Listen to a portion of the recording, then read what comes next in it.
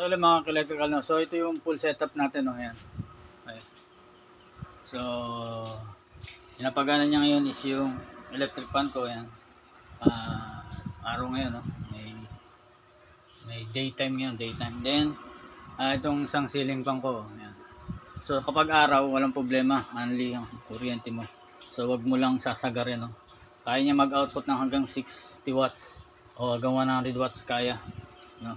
Basta meron tayong low voltage disconnect, walang problema kasi once na mag 12.3 volts to mamamatay, hindi mo na kailangan bantayan para hindi madiskarga maigi yung battery. So yung battery ko 100 Ah, then dalawang 160 watts na solar panel. So depende sa inyo kung ano gusto yung solar panel dito, anong battery, kung ano yung budget na kaya nyo, yun ang pwede nyo gamitin, no? Ayan. So ang 1000 watts yung inverter natin, so napakagandang klase nito. Then yung mga ibang device natin ay pilihan, no? Okay. So yun mga ka-electrical, no? Sa update dito, shoutout dito sa umorder. So Palawan, papadala ko to sa Palawan ngayon.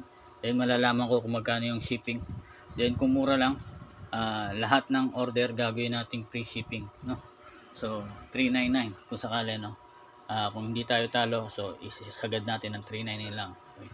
So para makatulong din tayo sa mga walang kuryente, no? Yan. Pure off grid yan mga ka-electrical. So naka CCTV pa tayo dyan. Okay. So yun lang mga ka-electrical lang. Thank you, God bless.